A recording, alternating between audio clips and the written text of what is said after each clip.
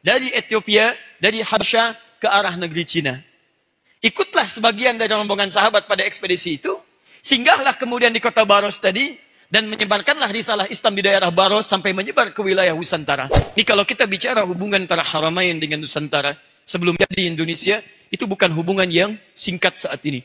Tapi ada masa sejarah yang panjang, dari sejak masa jahiliyah, masa kenabian, sampai dengan masa risalah keislaman. Saya agak cepat.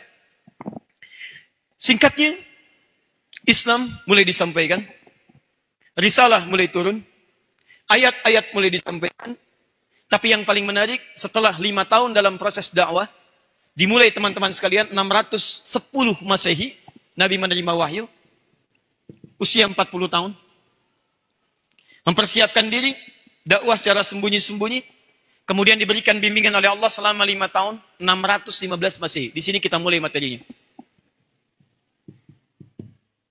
Tahun 615 Masehi, kemudian diperintahkanlah oleh Allah dengan turunnya Quran, surah Al-Mudaththir, surah ke-74, dengan asbabun nuzulnya Anda temukan nanti di hadis riwayat Al-Bukhari, nomor hadis yang keempat sampai yang kelima, riwayat sahabat Jabir bin Abdullah radhiyallahu ta'ala anhu. Secara singkat, Nabi kemudian menyampaikan dakwah secara terang-terangan, mendapatkan respon yang tidak dibayangkan sebelumnya.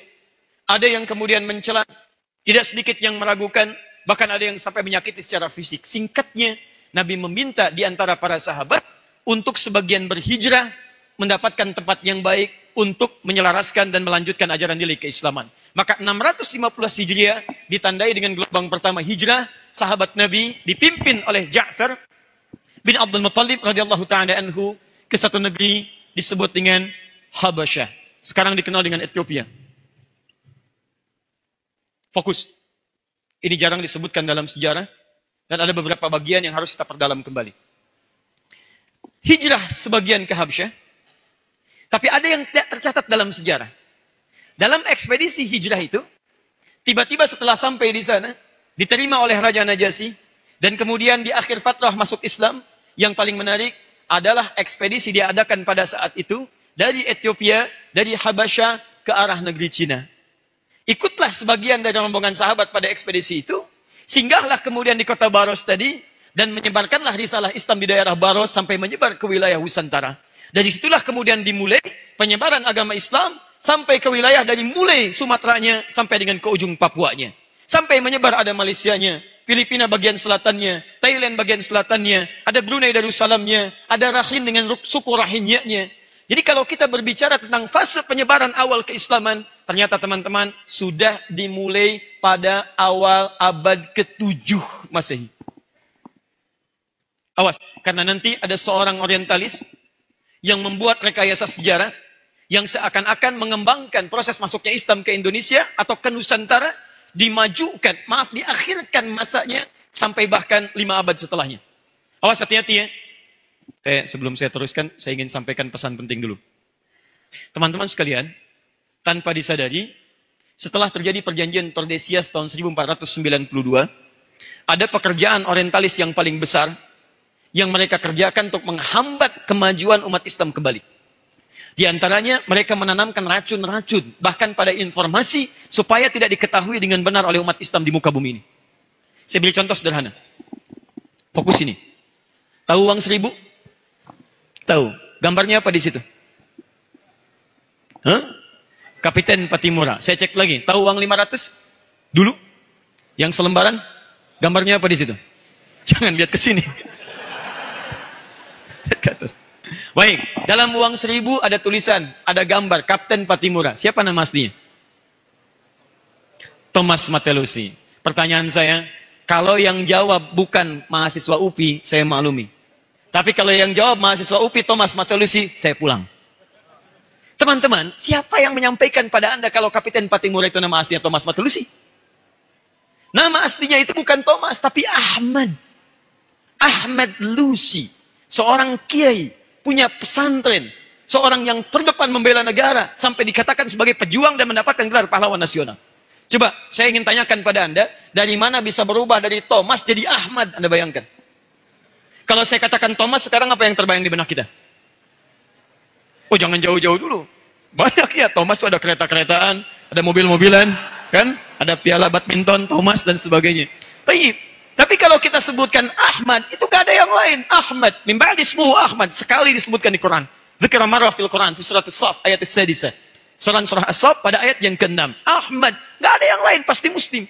Pertanyaan saya, dari yang sederhana saja kok bisa berubah dalam nilai-nilai keislaman kita, dalam sejarah kebangsaan kita, kok bisa berubah dari Ahmad jadi Thomas? Pekerjaan siapa itu? Dan sekarang banyak nanti, sebagiannya akan ada dengan keterkaitan pembahasan kita. Oh, saya datang untuk menyampaikan informasi yang sangat penting dan kita berbagi. Ya, saya bukan datang pakai sepatu biru yang nggak bisa apa-apa. Ya.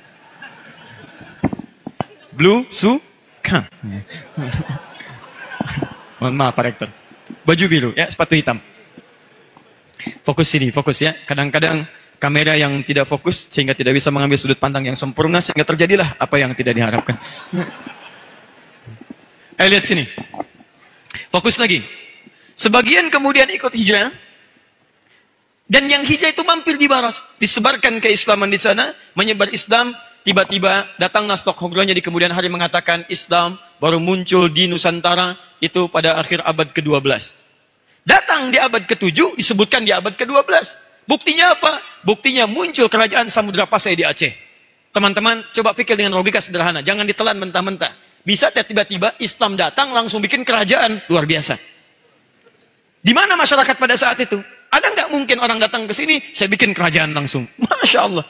Mana kerajaan yang lainnya? Ada kerajaan Sriwijaya sebelumnya, ada kerajaan Majapahit setelahnya dan seterusnya. Jadi mustahil seseorang datang bisa langsung bikin kerajaan. Ini menunjukkan bahwa ada fase awal sebelumnya yang telah menghadirkan nilai keislaman sampai dengan ke Nusantara. Hubungan keislaman dari Haramain sampai ke Nusantara di awal abad kerasulan fase 7 Masehi. Paham sampai sini? Lihat baik-baik, saya teruskan.